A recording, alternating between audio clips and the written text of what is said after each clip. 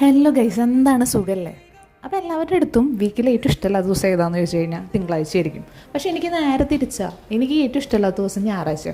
കാരണം എൻ്റെ week start ചെയ്യുന്നത് ഞായറാഴ്ചയാണ്. അങ്ങനെ ഞായറാഴ്ച വന്നിരുന്നു കഷ്ടപ്പെട്ട് സന്തോഷമുള്ള പോലെ ആക്ഷൻ കാണിക്കുന്ന എന്നെ നിങ്ങൾ കണ്ടുകൊണ്ടിരിക്കും. എനിക്ക് പണിയെടുക്കാൻ വലിയ താല്പര്യം ഉണ്ടായിട്ടൊന്നുമില്ല. പിന്നെ ജീവിക്കേണ്ടതെന്ന് വെച്ച് കഷ്ടപ്പെട്ട് പണിക്ക് വരുന്നതാണ് ഓരോരോ അവസ്ഥകൾ. അപ്പോൾ ഞങ്ങളുടെ ഓഫീസ് ബോയ് ചേട്ടൻ കയറി വരുന്നത്. ചേട്ടൻ കയറി വന്നു. ഞാൻ ചോദിച്ചാൽ എന്താ ചേട്ടാ? അപ്പോൾ ചേട്ടൻ പറയാം, ഇന്ന് ട്രീറ്റ് ഉണ്ട്. അപ്പോൾ ഞാൻ എന്ത് ട്രീറ്റ്? പീഡിയുടെ ബർത്ത്ഡേ ആണെന്ന് പറഞ്ഞിട്ട് എനിക്ക് ട്രീറ്റിൻ്റെ സാധനങ്ങൾ അവിടെ എത്തിയത് ഫോട്ടോ കാണിച്ചു. അപ്പം തന്നെ ഞാൻ അമ്മേന്നൊരു സൗണ്ട് ഇട്ടു. പിന്നെ എനിക്ക് ഭയങ്കര സന്തോഷമായി. പിന്നെ ഉച്ചവള കാത്തിരിപ്പായിരുന്നു. കാത്തിരുന്ന് ഞങ്ങളെ വിളിക്കാനായിട്ട് നമ്മുടെ എഞ്ചിനീയേഴ്സ് വന്നു. ഞങ്ങൾ വിളിച്ച് നമ്മളെല്ലാവരും കൂടെ നടന്നു പോയി. ഫസ്റ്റിൽ പീഡീനെ അവിടെ കണ്ടപ്പോൾ നമ്മളെല്ലാവരും പീഡീനെ വിഷ് ചെയ്തു. അതിനുശേഷം പിന്നെ കേക്ക് കട്ടിങ് കലാപരിപാടികളിലേക്ക് നമ്മൾ കിടക്കാൻ തീരുമാനിച്ചു.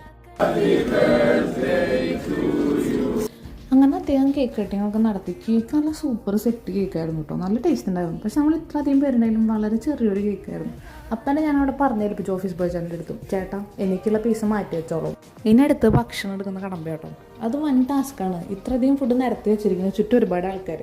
നമ്മുടെ ഒരു പ്രത്യേകത എന്താണെന്ന് വെച്ച് കഴിഞ്ഞാൽ ഭക്ഷണം എടുത്ത് കഴിഞ്ഞാൽ ആരും അവിടെ നിന്ന് പോകില്ല, അവിടെ തന്നെ നിൽക്കും ഇന്നും എടുക്കണ്ടേന്ന് വെച്ചിട്ട്. ഞാൻ അതിൻ്റെ ഇടയിൽ കൂടെ എങ്ങനെയൊക്കെ കുറച്ച് ഫുഡ് എടുത്ത് കഷ്ടപ്പെട്ട് എൻ്റെ ടേബിളിലേക്ക് എത്തി.